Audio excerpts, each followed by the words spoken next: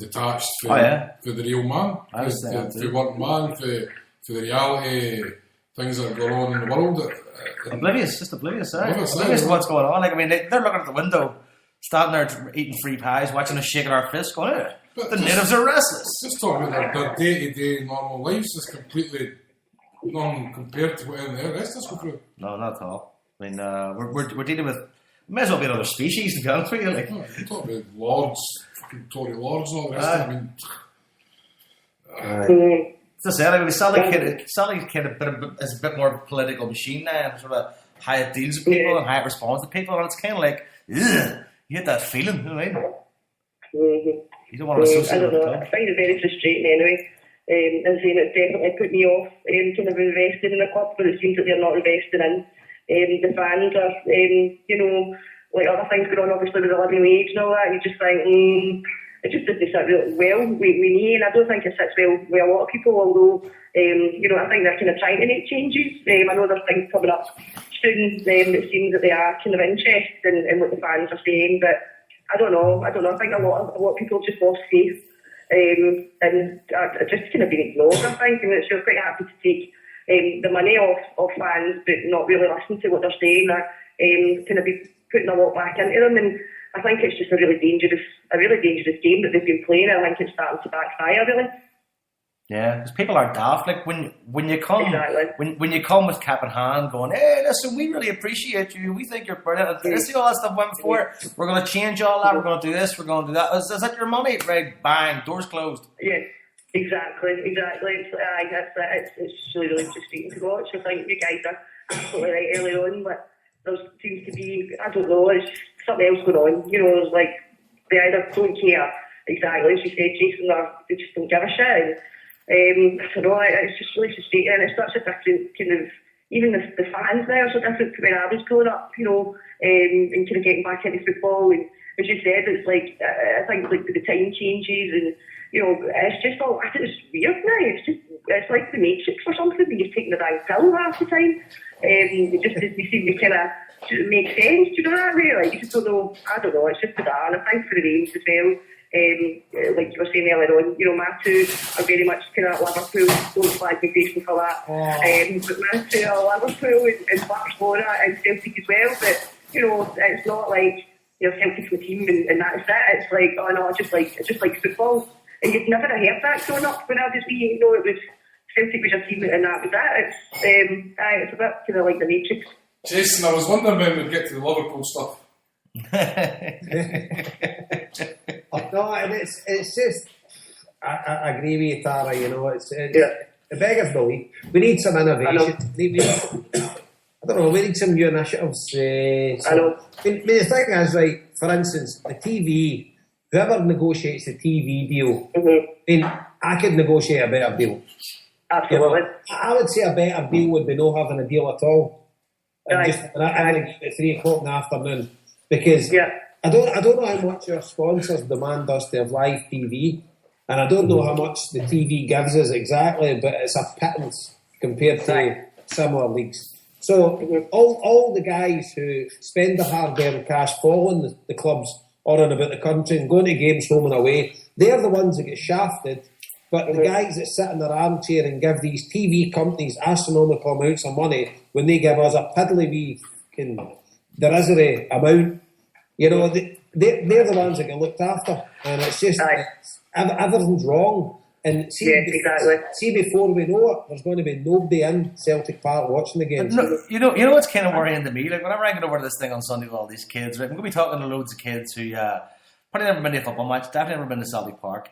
And they're going to be asking me, like, what's it like? And I'm going to be going, I'd love to go, it's packed and there's singing and there's cracking, there's loads, it was a big atmosphere. But I'm literally going to say, well, today it could be anything. 1 o'clock kickoff. Exactly. Could be half empty. You know what I mean? And I'm not looking forward to going back on the bus, on the boat with all these kids if we lose. You know what I mean? Or if it's a bad performance, we're going like, Jesus Christ. You know what I mean?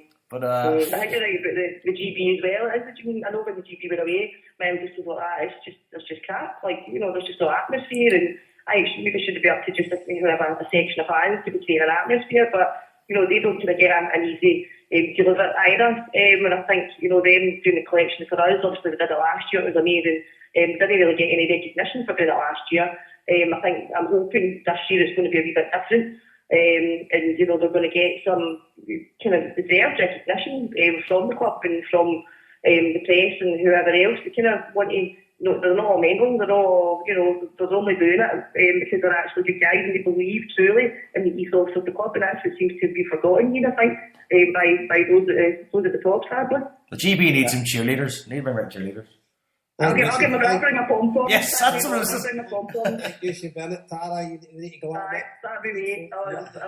I'll be like, what was that? I'll bring my pom-pom. That's it. Get your Bucks Fizz hair going. I mean, the 80s. Exactly. Oh, jeez, oh. I'm going to boost, guys. I need to see my kids. But thank you very much for having me on. And thank you for all your support as always. And I'll come back on soon. I've missed all your shite chat. It's been too long. I'll talk to you soon, guys. Take it easy, Tara. Look. There you go. Two cracking guests. What a food for thought there, to be honest. Absolutely. The annoying thing is we keep going over the same ground. Yeah. I don't seem to be getting anywhere. I mean, it's just in my head and going like, really? I mean, it's not like we're asking for the world. You know what I mean?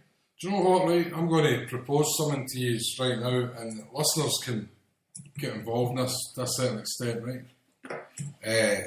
Somebody tweeted earlier, says we were talking about this, that and other, and we're going against the board and stuff like that. Well, give us a plan to turn it around, this person said, right? So, why do we put a podcast together, we'll record with our ideas, how we think things can be improved. We'll break down all different things, we'll talk about summer football, and we'll debate it. We'll talk about the kick-offs, and we'll talk about the incentives they could be doing with kids. If anybody has any ideas that they think should be important, email it to us, and we'll talk about it on a podcast. And the four of us will shoot some things about it. Yeah. And just, we'll put some ideas out there. And we'll get a bit of debate about it. How's that sound? Yeah. Do we get £1 million a year for doing it? And a $400,000 bonus? Aye. Because to be honest, I didn't think it's a good idea. Because we're not paid to do that. That's what their job is, and that's what Jason said earlier on. Look at the money you've taken out the club. What have you brought back into it? You know what I mean? We're just fans, and we'll have as many fans on you want doing telly shows. We're not getting paid to do that. No, they're the ones with their fingers on the trigger. I'm not getting paid to do this either, but I still think it's something that's interesting. I'd like to hear people's ideas and people's points of view. Certainly, I'm in anyway. I'll be involved. But do you want people to sort of put a hashtag in or something instead of just send us emails, but it's definitely something I want to do. Yeah, but I don't mind doing it as well, but it's galling that we've got guys there that get paid astronomical wages and they just seem to be sitting their hands doing it. Fuck all. But that's what it seems for the outside anyway. Maybe they can surprise us and tell us all this stuff. Maybe Lowell has got a cunning plan. I don't know. I don't think anybody in there sweating their bollocks off on a 9-to-5 basis. I think we all know the cunning plan. We mentioned it earlier. We mentioned it in other podcasts. It's all about Huns being in the Premier League. Hold off until the Huns are back in, and then bingo! You got the play. They were all sweating their bollocks off last week when half of them were on Qatar. Were they all in Qatar? They were all in Qatar. I don't know if they were looking for a regime that treats workers worse. So that was another one. They've been in and out of Dubai for about the last 3 months. There's all plane loads of them. So they're trying to weigh all those cheap Pakistani labourers that are dying over there building stadiums. My dad's in Dubai at the Is minute. he? Mm. So what's your thinking, the reasoning behind that, Paul? Any ideas? Well, it was supposedly to do with coaching and ideas because they had Lawwell was there, Adrian Fulby, Chris McCart, a few of the coaches and whatever. We're obviously looking at with the World Cup and stuff like that, but me personally, I think when you've got an active and kind of vibrant campaign for the living wage, didn't go over and visit a regime that treats their workers like shit. Aye. I mean, be a PR standpoint.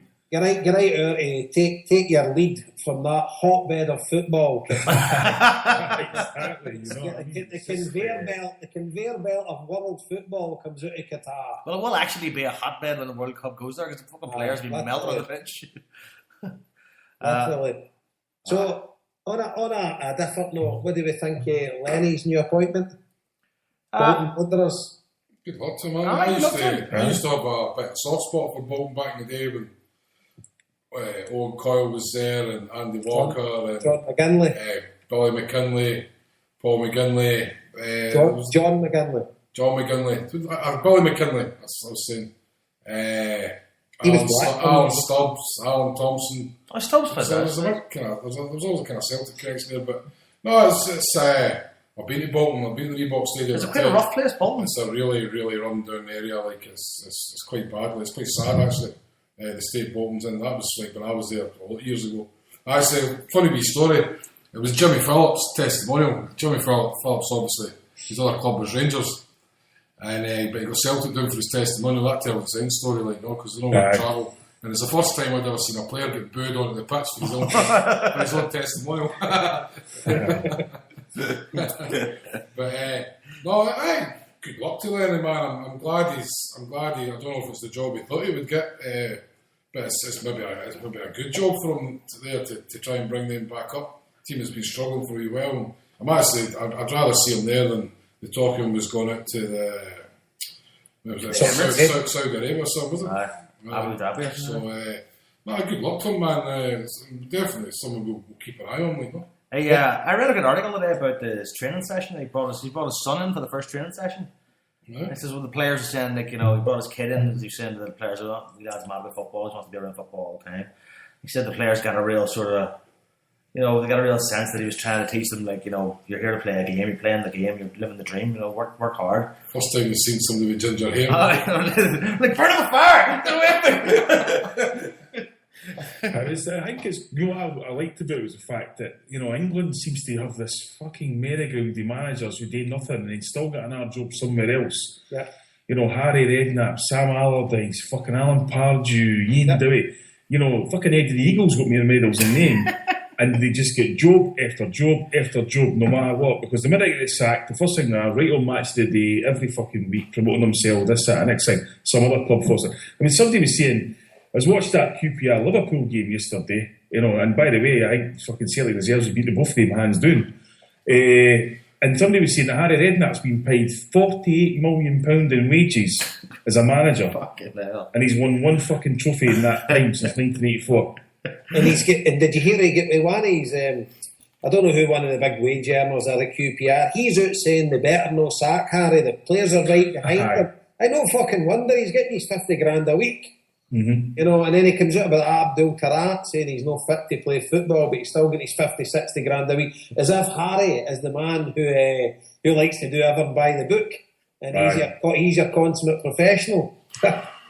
Unbelievable. It's staggering. I mean, it's like fucking. You watch that Allardyce basically belittling the West Ham fans who want the club, who basically know they're standing in the league and say, listen, all we want is to play decent football and take our chances. And Allardyce comes out and says, well, where's the tradition of attacking football here?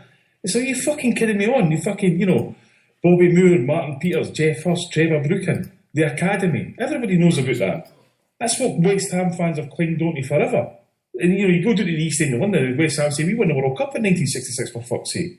And they're like, nah, we'll tight at the back and all that kind of thing. And it drives me mad, and it's the same fucking cunts all the time. Pardew's another one. He wins 3 games in a row with fucking West Ham, and he suddenly wants to tell everybody how to run football. And so I think Lenny could easily outmanage a lot of them, to be honest. Right. And fingers crossed he does. But he got off to a usual controversial start, sent to the stand his first game. But he got a victory anyway away at Birmingham City. So fingers crossed. I think every Celtic fan is all behind Neil Lennon, absolutely, 100%. What about the other thing I was wanting to come on to about the wind up for the next month about the international Scotland and Ireland? Scotland and Ireland. Is it sold out yet? Is it? I believe so. I think they went on public sale, sold out that day.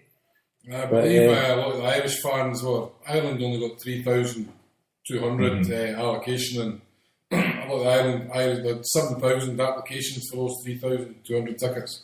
So I think a lot of Ireland fans were snapping tickets in the public sale. Apparently, you had to give a Scottish address, and I'm not sure what bar it is, but it's whatever bar she's been playing regular.